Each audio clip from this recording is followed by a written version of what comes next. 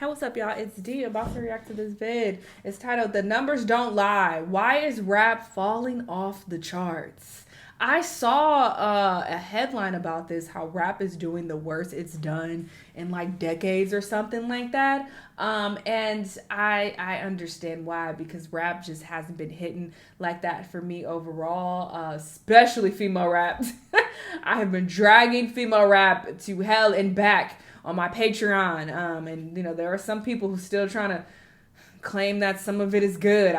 Hey, everybody has their own opinions, I guess, but no, it's not been, as good this year. But sure, let's hear what he has to say about it. Let's watch. Now, the other day, Billboard released a report that caught a lot of people off guard. For the first time since the 90s, there were no rap songs in the Billboard Hot 100's Top 40. That means it's been over 35 years since this last happened. Ooh. 3.5 decades where rap was always somewhere in the top 40 until now. This sparked a big conversation online about why this is happening. Is rap really losing its grip, or is it something deeper going on with the culture and the music industry? So in this video, I want to break down exactly why that's going on and talk about a few reasons why rap music seems to be disappearing from the charts. Now let's get into it. Like I said, Billboard dropped a report that shocked a lot of people recently, because for the first time since the 90s, there wasn't a single rap song in the Hot 100's Top 40. As of recording this video, however, Megan Thee Stallion... Y'all told me, well, one person. One person left a comment and told me that he made a Black Fatigue video and that he was cooning in that video. Is that true? I don't feel like reacting to it because I looked it up and it looked like it was hella long, and I don't want to get annoyed once again. It's 20 minutes and he posted it 3 months ago. It says, "Why we're tired of ghetto culture." Y'all let me know if it's a coon video. Should I react to it? I don't want to read him because thus far I've kind of liked him, So if you've seen the video, just let me know, because somebody was like, "React to this video. Blackie speaks a coon tips." I was like, no. Anyway. It actually came in at number 38, and so she broke that dry streak that hip-hop was going through. But that happened after the report came out. And like we all know, rap has been the genre that's defined generations for a very long time, dominated the charts, and shaped pop culture for decades. And the last time any of this happened was back in 1990. Biz Markie's classic Just a Friend was sitting at number 41, and the following week it jumped into the top 40, starting a streak that would last more than 3 decades straight. Now first, let's talk about some of the technical reasons behind this. First of all, Billboard recently actually changed how their charts work, for anyone who doesn't know. Basically, if a song has been on the Hot 100 for a long time and drops below a certain position, it actually gets removed. And this is actually what happened with Kendrick Lamar's and SZA's Luther record. It had an incredible 13-week run at number 1, but after nearly a year on the chart, it finally fell below the threshold and got taken off. And so this is something that Billboard has recently implemented, okay? So they've essentially changed the rules. Now, when that happened, rap officially disappeared from the top 40. And the highest rap song on the charts that week was NBA YoungBoy's Shot Callin', sitting at number 44. And that was followed by a Cardi B and Kehlani record called Safe, and that was at number 48. And then rapper Big X The Plug, I fuck with Big X, he's pretty dope. But he has a record called Hell at Night, and that was at number 49.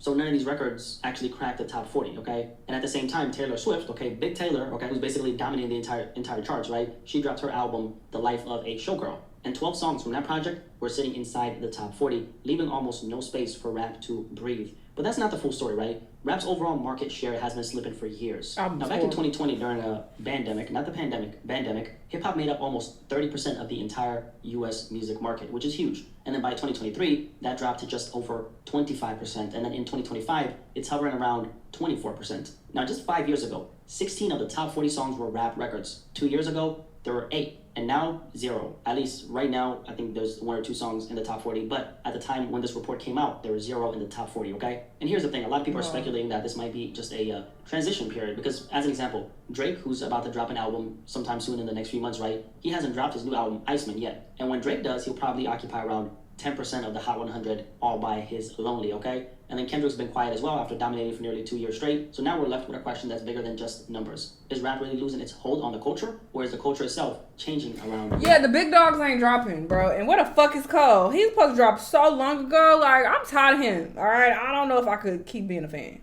okay? No, I'm gonna listen whenever it drops. But I'm annoyed. What's happening? This nigga busy riding his bike all over the city. Drop some music. One of the biggest reasons behind all this comes down to funding. For the past few years, record labels simply haven't been investing in hip-hop the way they used to. When the budgets dry up, the exposure does as well. But I think there's more to the story than just numbers and spending, because this shift right here goes a lot deeper than just that. This actually reminds me of something Lear Cohen once said. For anyone who's not familiar with Lear Cohen is a white Jewish music executive who's been around in hip-hop since the late 80s. He's one of the key figures who helped bring massive amounts of money into rap, working with everyone from Run DMC and Jay-Z to newer generations like Young Thug. He also founded 300 Entertainment, the label behind artists like Young Thug, Fetty Wap, Famous Dex, Dexter, and more. Now, years ago during an interview, he was actually asked about rappers promoting drugs and addiction, and his response said everything about how this industry really works. He admitted he knows it's harmful to essentially platform these guys who, let's say, are addicts and they are promoting these harmful substances, but he simply said, I've got a business to run, like I got people to feed. So why sign an artist that would promote that? Because I already answered that question. You weren't paying attention. She asked me talent or issues, and I said talent. But I have to, I can't give up on people. Don't you think that's hypocritical though? It's opportunistic. Yeah, I got people to feed. I got a business to run. And that mindset right there, putting profit before people, is exactly what started shaping the way labels operate today. Because once the numbers stopped adding up, the compassion disappeared as well. And that's when everything has started to shift, right? I remember a few years ago when record labels started investing less and less into hip-hop. And you've seen a lot of different reports on this back then. And at the time, a lot of people were confused. Like, why would they slow down on the most influential genre in the world? But here's the thing, right? The music business is a business. It moves based on numbers, not emotion. Back when we had that wave of young, hungry artists, cats like Juice WRLD and XXXTentacion, we saw a whole surge of stars come out of that era. But fast forward a few years, a lot of those artists are gone. And that's sad, but it's also the reality of what happened, right? Since then, labels have been pulling back. They've stopped putting in as much money behind rap acts. Meanwhile, other genres have exploded. Country music, for example, guys like Morgan Wallen are doing numbers that most rappers could only dream of. Latin music's growing like crazy, Afrobeats is everywhere, and pop acts like Taylor Swift are still eating up a huge part of the charts. Hip-hop used to be the main conversation for a lot of years, right? And for a long time, hip-hop was the conversation, but things have obviously changed. Labels have always operated in a way where they only want to invest if they see a guaranteed return, but especially today, right? And most rappers simply aren't given that. There's only a very small percentage that are thriving, and even they're fighting against a system that looks completely different from just a few years ago. That's why we're seeing so many independent artists pop up and win, because they've learned how to operate outside that system. They're building fan bases, selling merch, touring, and keeping their profits. Now, personally, I don't think this is just about budgets or algorithms. It is also cultural, right? And kind of going back to the point that I mentioned earlier, a lot of the young voices who are pushing rap forward aren't here anymore. Pop Smoke, Juice WRLD, XXXTentacion, and the sound that's been dominating lately, the constant violence, pain, negativity, it's not as profitable as it used to be. NBA Youngboy might be one of the only rappers in that lane still doing huge numbers, but outside of him, the mainstream it feels like they've moved on. The truth is, the conversation around hip-hop has also gotten dark, okay? And when the energy around something is dark for too long, people naturally start tuning it out. This goes deeper than just trends. It's very spiritual as well. Everything carries a frequency, and I think people are way more sensitive to energy than they used to be. When a song or a culture or a genre gives off a heavy negative frequency, it affects how people feel, even subconsciously. And when that becomes the dominant sound, the culture itself starts shifting, and how people respond to the culture starts shifting. And obviously this doesn't apply to every single rapper out there, because there are a lot of artists out there who move differently, who carry themselves with intention and purpose, who aren't feeding into that darkness. The energy shows and people feel it. Because at the end of the day, hip-hop has always been driven by the youth. So the real question here is, what's changing within the youth right now? I think people are becoming more conscious, more self-aware. And because of that, certain messages just don't connect like they used to. But even with all that being said, I still think this is one of the best times ever to be an independent rapper. Because you don't need to be on the charts to win. You don't need a label to validate you or even push you forward. There's no gatekeeper stopping you from building something real. There's so much great rap music out there right now that's thriving quietly, moving in silence, doing numbers. A great example is Denzel Curry. Shout out to Denzel Curry. It's been a little while since we spoke about him, but he recently did a Halloween event in Denver that pulled around 10,000 people. No major push, just a loyal fan base. Or La Russell is another artist killing it independently. He's investing most of his money actually into his craft and seeing the return. And that's the real message here. I talked about Denzel Curry and reacted to him not so long ago on Patreon and talked about how I really enjoy his music. So yeah, he's definitely putting on as well. But it's just not enough rappers who are more mainstream, who are actually making an impact and releasing good quality music. Truly run it up in today's world by being yourself. You don't have to chase trends or force the industry to notice you. Because the way I look at it is that the public is definitely craving authenticity again. And I remember Kendrick was actually talking about this. I think it was last year. He was doing an interview with, I believe it was Apple, I'm not sure. But he was talking about how authenticity is one of the most important things as an artist, right? Or maybe it was as a person, but it applies. How to stay authentic? Was that the question? Or you have to believe in yourself and have to know that it's only one you. You're an amazing individual, unique. You're a miracle. I wake up every day and I'm like, it's crazy. Not crazy from the standpoint of being a celebrity. Crazy just life. It's just wild. When you really sit down and just think about it and just bug out on some wild it's wild. And to know that you are in this existence and in this world, it was only you, you have to know that you got to carry that authentic nature of allowing yourself to say, this is who I am, this is how people want to see me, and also going to respect me, and it's going to inspire people to have truth, because when everyone's authentic, what comes out of that is true love. It's just no boundaries. We don't have any courtship on judgment. We don't have any perception of being able to ridicule anyone, because you showing up as your true self and showing up as my true self, and carrying that nature to take you places. And that's what will keep hip-hop alive. Not the charts, not the labels, but artists who stand on their truth, energy, and purpose. And I also think people today are more inclined to support what they generally enjoy in the moment, not just what's being sold to them. Because one thing about the music industry is that it thrives on illusion. Sometimes you'll see an artist getting pushed everywhere, on every platform, on every post, and it looks organic, but behind the scenes, that's just part of the process of breaking an artist globally. They're testing the market, seeing how the public responds to this artist by investing all this money into them, pouring money into visibility, and seeing who sticks. And of course, we've seen that a lot in hip-hop as well. Take Ice Spice as an example. It's now been a year since I made that video on her that went viral. Only 1 year, and you barely hear about her now. That's not by accident. It's because these labels aren't as eager to keep spending once the hype slows down. And although Ice Spice had almost... Yeah, I just reacted to her on my Patreon, and somebody over there pointed out that she just had one of her worst debuts in her career. Her song that she just dropped, that I reacted to, Pretty Privilege, apparently it's doing really bad. And it wasn't even on streaming for... a minute. It might not be on there right now. It's not. They haven't even put the song on streaming. And I speculated in the comments over there on Patreon that maybe it's because they're trying to drop the song. They're like, this ain't doing good. Fuck it. I don't know. Or maybe there's some issue with Spotify. Or my patron said that she's not on the streaming platforms, period, though. So I don't even think she's on Apple Music or anything either. So I'm just like, what's actually going on? 10 songs that touched the Billboard Hot 100. If y'all know, let me know. Carried enough longevity to stay near the top. Once the momentum cooled off, the push stopped. That's how the major label system works. It's built on bursts of attention, not longevity. They'll spend heavy in the beginning to make an artist look like they're everywhere at once. But if the numbers don't keep climbing, the machine simply moves on to the next act. The way the industry works is kind of like this. Imagine a company investing in 600 new, let's say, projects, okay? In a single year, only a handful of those artists / projects will actually make enough to cover everyone else's losses. So when one act stops bringing in returns, the label moves on to the next one, okay? And that's why artists these days, unfortunately, if they sign to like a major label, they are more disposable than ever. And this is why you keep hearing about certain rappers who seemed untouchable just over a year ago, who just don't hear about them anymore, right? The moment the label realizes they're in the negative, that artist gets shelved. Meaning they can't drop music, they can't release anything at all. Like they literally cannot do anything. And they're just stuck in this contract because they signed a contract. It's essentially a creative limbo, creative death. And some of these were very big names, like people who dominated the charts, people who were getting pushed everywhere. But when the machine behind them pulled out, everything stopped. And that's one of the main reasons why hip-hop feels so underrepresented on the charts right now. The industry has shifted towards the safe options. Artists who already have massive momentum. Y'all think they gonna shelf Drake? Because we love to act like he's so untouchable, but he's not, okay? He's definitely controlled by his label still.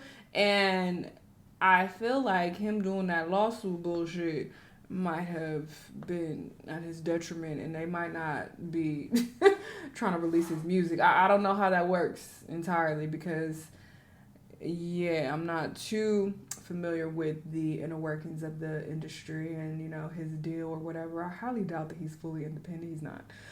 So they still have control over him to a certain degree. So I wonder if that's going to affect how his music is released or when it's released. Because, why would he go against UMG like that? And you're still under them. Like, now they can fuck with you.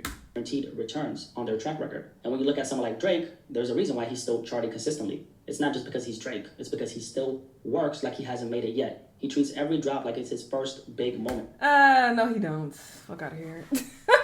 No, he don't. Drake's music has declined in quality over the years. Like, that's very, very obvious. I feel like anybody who's into rap can attest to that. That I would not say, he's still grinding and still approaching rap like he's still getting out the mud and he got something to prove. That's not what it's given at all. I don't feel like that about Drake's music whatsoever. And I'm still a fan of Drake's music. I still enjoy, what he puts out, and I look forward to his new releases. But we're not gonna sit here and act like, this feels like the old Drake. Like he's never let his foot off the gas. Don't feel like that at all. Like at all. So it's crazy to hear him say that.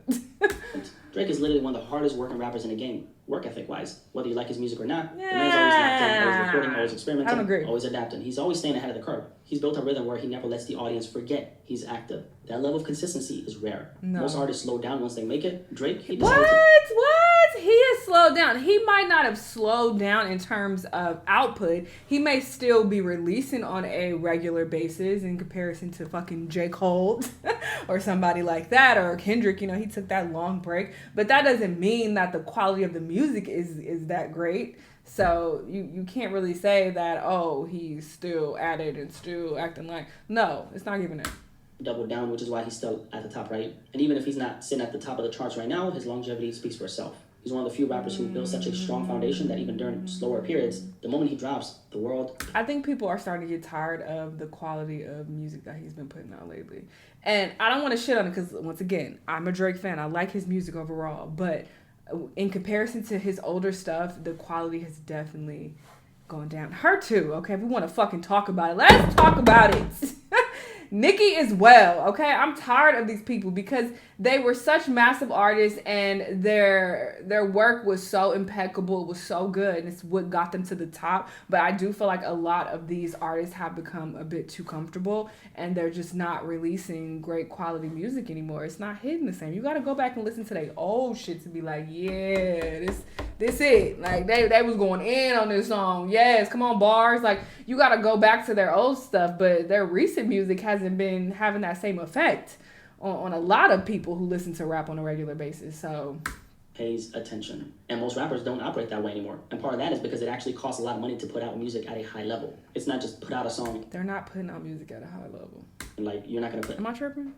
any money behind it, right? Because the artists who truly believe in their art want to do it the right way. So that means putting something into it. And that's how we've ended up here where we are right now. Everything in music moves in cycles. What's hot today might cool off tomorrow, and what's quiet now might come back stronger than ever in the future. And I'm not saying Drake is putting out music at a low level either. I'm not saying the music is trash because I enjoyed his album that he dropped with Party, okay? There were quite a few songs on there that I liked, but I still can't be like, oh my God, Drake is going in. Like, this shit is fire. This is the best shit I've heard. Like, it wasn't giving that. It was just like, oh, okay, I like it. And there were a couple songs that I loved, but it's like, it wasn't giving that same, grind and that same hunger that I would get from Drake's music years ago. You know what I mean? So there's that. And versus you have Kendrick, for example. Some of his more recent music, especially when he was in that rap battle, it was like, oh, you felt that like, this nigga passionate about the shit. Euphoria, listen, Euphoria was on repeat.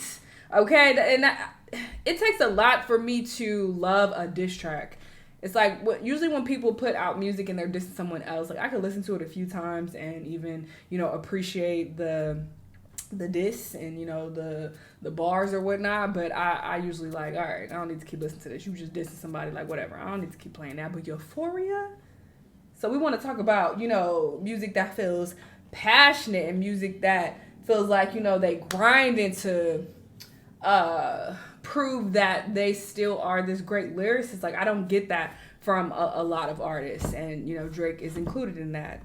So there's that. I think that's why rap is not doing great. Honestly, that's just my opinion. I feel like people are just not putting their blood, sweat, and tears in it anymore. It just doesn't feel like they're passionate about it anymore. So there's that. But hopefully this will change in the future. We shall see. Y'all let me know what y'all think, and I'll see you on the next one. Bye.